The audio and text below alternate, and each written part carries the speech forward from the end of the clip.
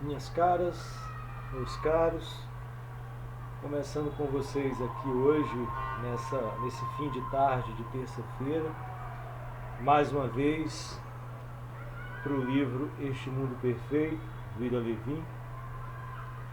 Mas eu quero iniciar lendo um trecho, ou todo, poema que eu escrevi há algum tempo atrás, e depois que eu lê-lo eu explico por quê.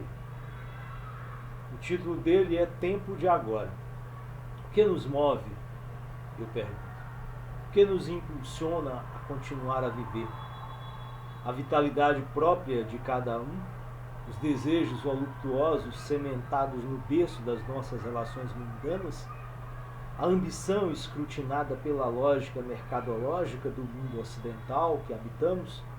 O movimento cotidiano daqueles que nos amam?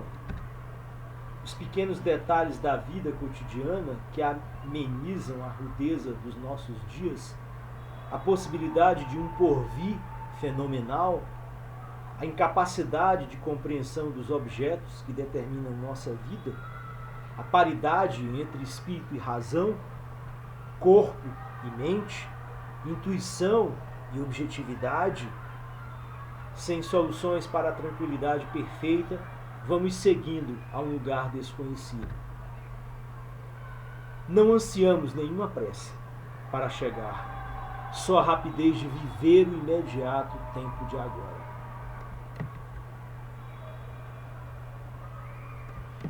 A data dele é 20 de abril de 2018, às 4h12 da tarde daquele dia. Eu li esse poema que eu escrevi, porque eu estou mexendo nessas coisas para fazer como publicação, já tinha falado para vocês há tempo, alguns vídeos atrás, acho que no vídeo passado.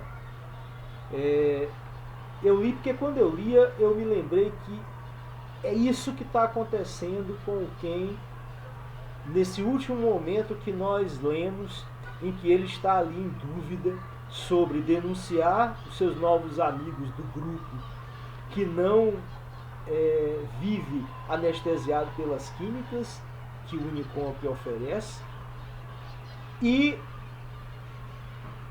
ficar calado frente aos erros que ele está cometendo para conseguir menos medicamento na sociedade em que o acolhe, que ele vive como geneticista e que o acompanha desde a sua infância até agora. Ele vive o tempo de agora. Ele vive perplexo com as coisas que ele está descobrindo, com a nova forma de habitar, né, o seu próprio corpo, o seu próprio espírito, a sua razão. E ele precisa decidir-se. Então foi aí que nós paramos a leitura no trecho anterior do Este Mundo Perfeito, que é o capítulo 2 da segunda parte. Hoje eu vou seguir, né? E nós ficamos com essa reflexão inicial com o poema Tempo de Agora. Muito bem. Ele inicia essa parte com uma rápida conversa que ele tem com uma senhora que está na sua frente. A senhora pergunta: não se está sentindo bem, irmão? Era o membro do outro lado da mesa, uma mulher idosa. Não, respondeu, estou ótimo. Sorriu e aproximou o bolo dos lábios. Por um segundo você parecia tão preocupado, disse ela. Estou bem, insistiu. É que me lembrei de uma coisa que me esqueci de fazer. Ajudá-los ou não? Qual era o certo? Qual era o errado? Ele sabia qual era o errado. Não os ajudar, abandonando-os como se ele não fosse de maneira alguma o guarda de seu irmão. Mas não tinha certeza se ajudá-los também não estaria errado. Mas de que modo as duas coisas podiam ser erradas? Quanta dúvida, né? Duas dúvidas que apareceram lá no nosso tempo de agora.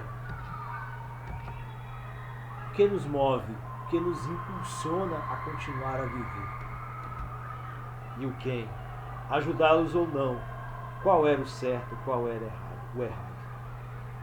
Mas não tinha certeza de se ajudá-los também não estaria errado. Mas de que modo as duas coisas podiam ser erradas? Trabalhou com menos afinco à tarde, mas corretamente, sem cometer enganos, fazendo tudo como devia ser feito. No fim do dia, voltou ao quarto e deitou-se de costas na cama, apertando o dorso das mãos contra as pálpebras caídas e provocando vibrantes auroras no interior dos olhos. Escutou a voz dos doentes, viu-se tirando a amostra da seção errada da caixa e ludibriando a família em tempo, energia e equipamento.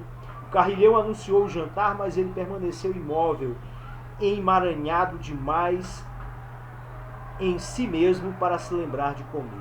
Mais tarde, Paz S.K. telefonou. Estou no salão, disse ela. São 8h10, faz 20 minutos que estou esperando. Desculpe, já vou descer, disse o Ken. Assistiram a um concerto e depois foram ao quarto dela. O que há? Perguntou ela. Não sei, respondeu. Eu ando inquieto nestes últimos dias. Ela sacudiu a cabeça e empenhou-se com mais energia em endurecer-lhe o pênis mole. Isto não tem cabimento, disse. Você não falou para o seu conselheiro? Eu contei ao meu. Falei sim, olha. Afastou-lhe a mão. Um grupo inteiro de membros novos de 16 anos chegou no outro dia. Por que você não vai até o salão e procura um deles? Mais uma vez aqui, o Ken faz o que o grupo aconselhou, né? Ele tenta afastar definitivamente a Paz SK do seu prazer sexual, né? Inclusive jogando-a para outros rapazes, né? Para ele já não interessa mais, né? Isso deve ter sido chocante para ela. Ela parecia descontente. Acho que deveria ir mesmo, disse. Eu também, concordou ele. Vai de uma vez. Só que não tem o menor cabimento, insistiu-se levantando-se da cama. Ele se vestiu, voltou para seu quarto e se despiu de novo. Pensou que teria problema para adormecer, mas não teve. No domingo sentiu-se pior ainda. Começou a torcer para que Beto telefonasse, notando que ele não estava bem, lhe arrancasse a confissão. Desse modo não haveria arrependimento nem responsabilidade, apenas alívio. Permaneceu no quarto olhando a tela do telefone. Alguém do time de futebol ligou para ele, desculpou-se, dizendo que não estava se sentindo bem.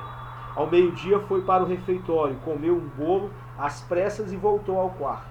Alguém do centro telefonou para ver se ele sabia o número de outro membro. Será que a essa altura Beto ainda não fora informado de que ele não andava agindo de maneira normal? Ele começou a pensar. Paz não teria dito nada, nem quem lhe telefonara do time de futebol, e aquele membro do outro lado da mesa, a senhora ontem, será que não fora suficientemente esperta para compreender o significado de uma desculpa e obter seu número? Vejam só, esperando o auxílio alheio, e quem é que ele estava ajudando na família? Onde andaria Beto? Que espécie de conselheiro era ele? Não houve mais telefonemas, nem de tarde nem de noite. A música parou uma vez para um boletim interespacial. Na segunda-feira de manhã, depois do café, desceu ao centro médico. O controle disse não, mas ele avisou ao funcionário que precisava falar com seu conselheiro. O funcionário ligou o telecomputador e aí então as luzes dos controles repetiram sim, sim, sim, durante todo o percurso até os escritórios de conselheiro que estavam semidesertos. Eram apenas 7h50 da manhã. Dirigiu-se ao cubículo vazio de Beto, sentou-se e esperou por ele, de mãos no colo. Recapitulou de